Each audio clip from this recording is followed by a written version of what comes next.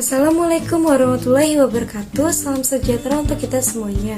Sebelumnya, perkenalkan nama saya Nurul Sarfina, mahasiswa dari Fakultas Perguruan dan Pendidikan Universitas Pamulang, kelas 03 PPKE 001, untuk memenuhi tugas akhir pengembangan bahan ajar dan media pembelajaran yang diampu oleh Ibu Sulastri SPD MH. Di sini saya akan menyampaikan materi PPKN kelas 9. Lalu dengan KD 3.1 yaitu membandingkan antara peristiwa dan dinamika yang terjadi di masyarakat dengan praktik ideal Pancasila sebagai dasar negara dan pandangan hidup bangsa. Conditionnya yaitu setelah menonton video mengenai peristiwa dan dinamika yang terjadi di masyarakat dengan praktik ideal Pancasila sebagai dasar negara dan pandangan hidup bangsa. Audiensnya yaitu peserta didik. Behaviornya membandingkan degrinya peristiwa dan dinamika yang terjadi di masyarakat dengan praktik ideal Pancasila sebagai dasar negara dan pandangan hidup bangsa. Keempat komponen tersebut dirumuskan dalam susunan CABD yaitu sebagai berikut. Setelah menonton video mengenai peristiwa dan dinamika yang terjadi di masyarakat, peserta didik mampu membandingkan peristiwa dan dinamika yang terjadi di masyarakat dengan praktik ideal Pancasila sebagai dasar negara dan pandangan hidup bangsa. Sebelum lanjut ke materi, adapun IPK-nya sebagai berikut. 3.1.1 menunjukkan peran Pancasila pada masa Orde Lama. 3.1.2 merangkum penerapan Pancasila pada masa Orde Baru. 3.1.3 mengklasifikasikan penerapan Pancasila pada reformasi. Tujuan pembelajaran dari IPK yaitu peserta didik mampu menunjukkan penerapan Pancasila pada masa Orde Lama. Peserta didik mampu merangkum penerapan Pancasila pada masa Orde Baru, serta peserta didik mampu mengklasifikasikan penerapan Pancasila pada masa reformasi. Adapun 3 materi yang akan saya bawakan, yang pertama yaitu penerapan Pancasila pada masa Orde Lama, dan yang kedua penerapan Pancasila pada masa Orde Baru, dan yang ketiga penerapan Pancasila pada masa reformasi.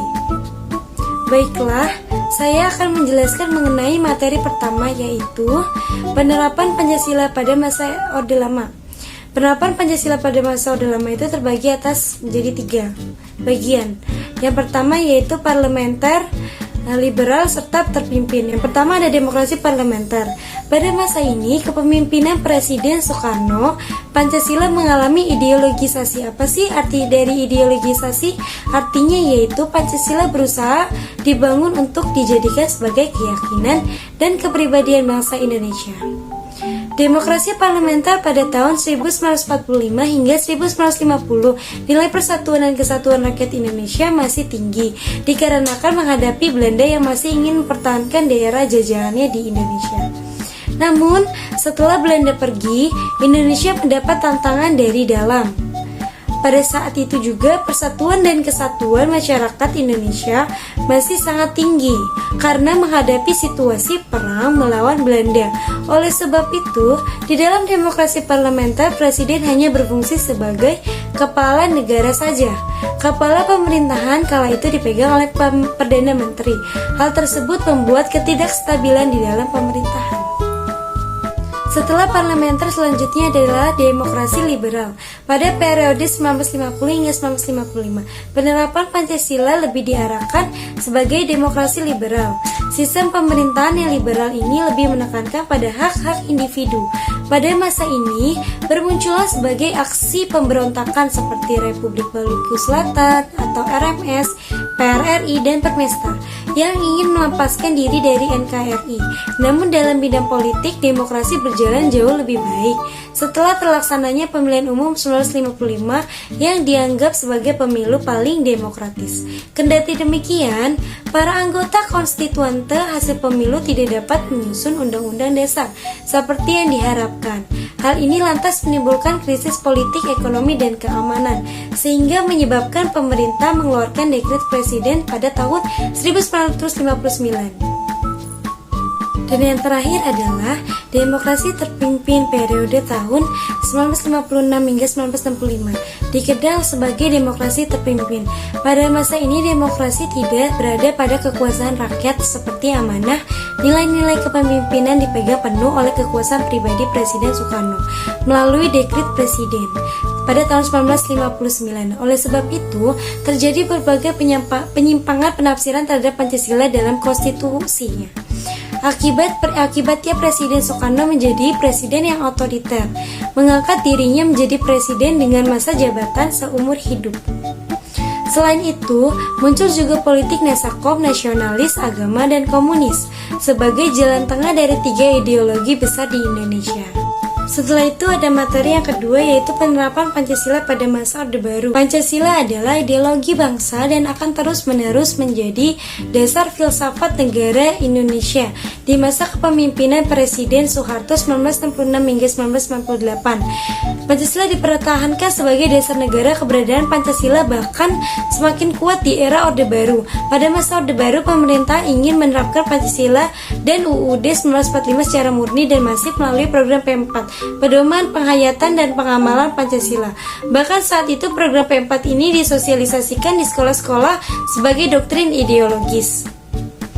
Kekurangan dalam penerapan Pancasila pada masa Orde Baru mengutip dari penelitian ilmiah yang berjudul Pancasila sebagai Ideologi Bangsa Indonesia serta Perkembangan Ideologi Pancasila pada masa Orde Lama, Orde Baru, dan Era Reformasi 2018 yang ditulis oleh Sandra Dewi dan Andrew Sandy.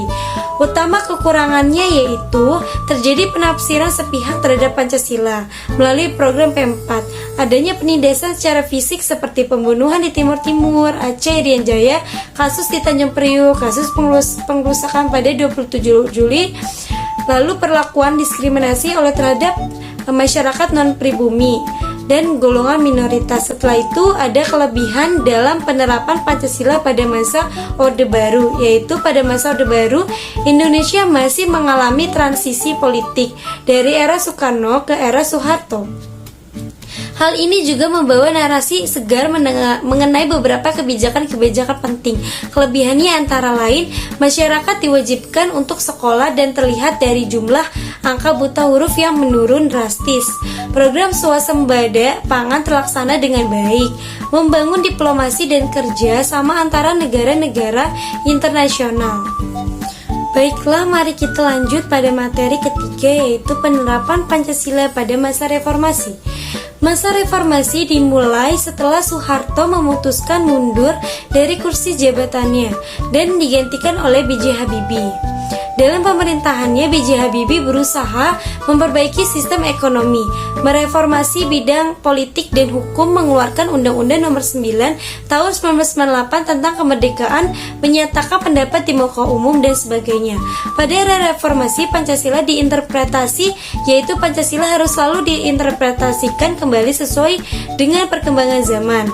Pancasila di era reformasi dapat dikatakan tidak jauh berbeda dengan era Orde Lama dan Orde Baru, dikarenakan tetap ada tantangan yang harus dihadapi. Tantangan tersebut adalah korupsi, kolusi, dan nepotisme atau KKN yang masih terjadi di Indonesia. Di sini saya ingin menjelaskan mengenai upaya penerapan dan implementasi Pancasila dalam kehidupan sehari-hari. Sila pertama yaitu mengenai berketuhanan.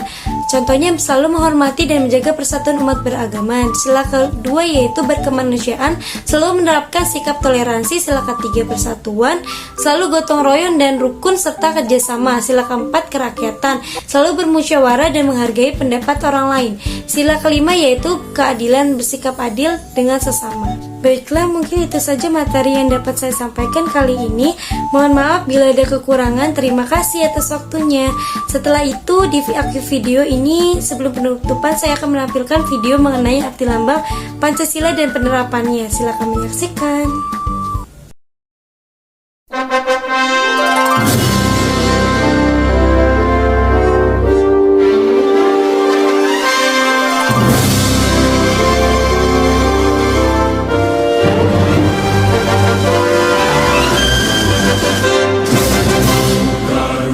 Pancasila, akulah pendukungmu.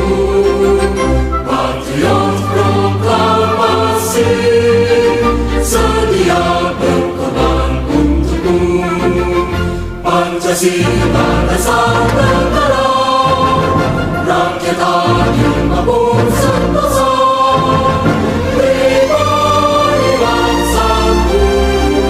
Ayo maju, ayo maju, maju, ayo maju, maju.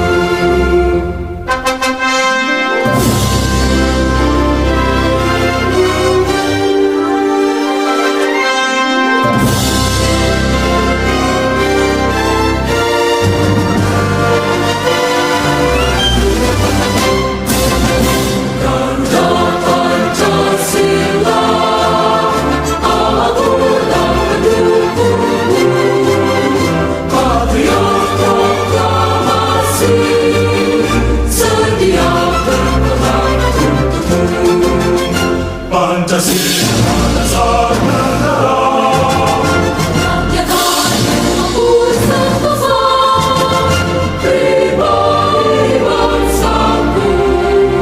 Ayo maju, ayo maju, maju, ayo maju, maju.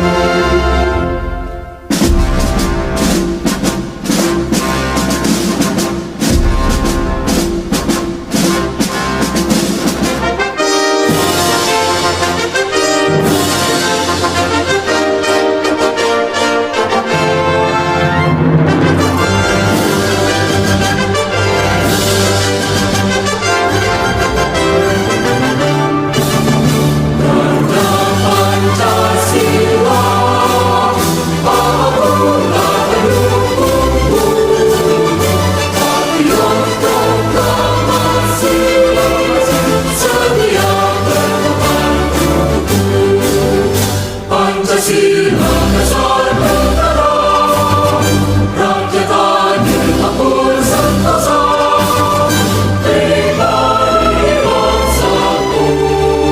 Ayo maju, maju, ayo maju, maju, ayo maju, maju.